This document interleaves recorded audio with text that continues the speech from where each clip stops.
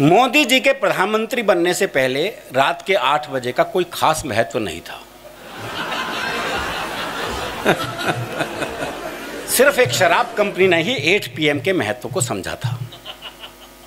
नोटबंदी से लेकर तालाबंदी तक मोदी जी ने इसे नई ऊंचाई दी। मैंने एक भक्त से 8 बजे का रहस्य पूछा तो वो कुटिलता से मुस्कुराते हुए बोला, भैया मोदी जी हर काम सोच समझ कर करते हैं। 8 की विशेषता ये है कि जब जब आप इसे सत्ता से, वो माफ कीजिए 7 से गुणा करोगे तब तब इसका जोड़ 56 आएगा।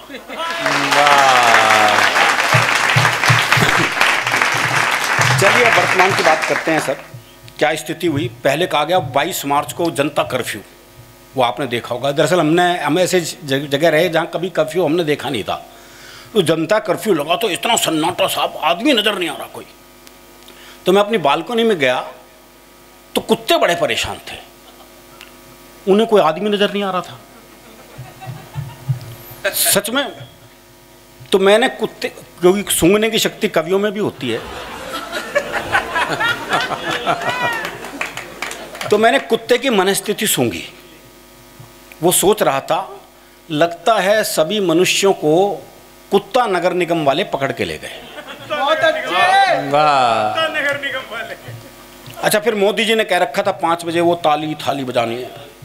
तो अचानक 5 बजे ताली थाली मजी तो कुत्ते हड़बड़ा गए। फिर उम्मीद नहीं थी ना इतना सन्नाटे का, एकदम ऐसा शोर हुआ।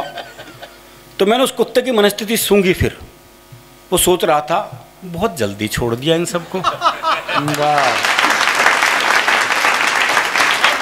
अच्छा, 7 बजे फिर वही सन्नाटा हो गया, वापस वही सन्नाटा। सुन, कुत्ता फिर परेशान था। मैंने उसकी मनस्थिति फिर सूंघी। वो सोच रहा था, और मचाओ शोर। फिर ले गए ना पकड़ के। बहुत अच्छे भाई साहब।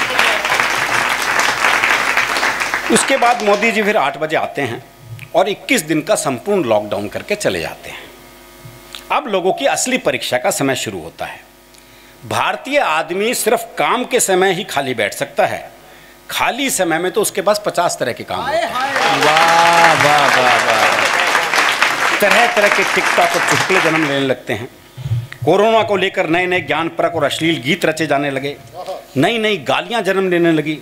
कुछ लोग सिगरेट का धुआं नहीं उड़ा पा रहे थे तो अफवाह उड़ाने में लग जाते हैं। कुछ रचनात्मक लोग बीमारी को भी हिंदू मुसलमान रंग देने में लग जाते हैं। कभी फेसबुक पर लाइव आकर स्वस्थ लोगों को भी बीमार करने में लगते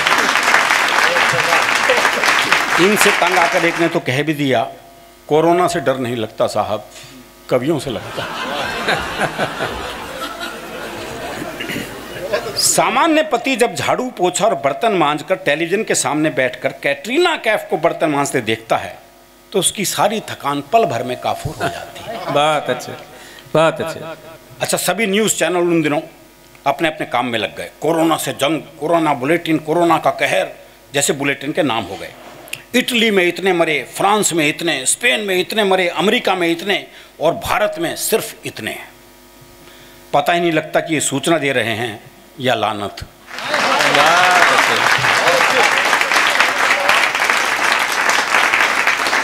व्हाट्सएप और फेसबुक पर इन दिनों इतना ज्ञान बह रहा था कि कोरोना खुद पढ़ ले तो उसकी नाक भी बहने लग जाए। गोमूत्र से लेकर स्वयंमूत्र तक के सेवन की शिक्षा दी जा रही थी। जिनके लिए 2 रोटी के लाले पड़ रहे थे उन्हें च्यवनप्राश खाने की नसीहत दी जा रही थी। वाह वाह वाह वाह। धीरे धीरे पूरा देश बिग बॉस के घर में तब्दील हो गया था।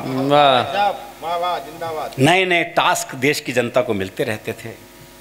130 करोड़ के इस घर में आसिम रियाज, सिद्धार्थ शुक्ला जैसे लोग भी थे जो किसी भी टास्क को पूरा ना होने देने के लिए होड़ में लग जाते थे। वाह भाई साहब। डॉक्टर, नर्स और पुलिस का काम दुगना हो गया क्योंकि जिन्हें बचाना है उनसे बचना भी तो है।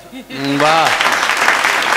चलते चलते एक बात और, सावधान रहिए, सुरक्षित रहिए, प्रधानमंत्री जी की हर बात मानिए क्योंकि रात के 8 हर रोज बजते हैं।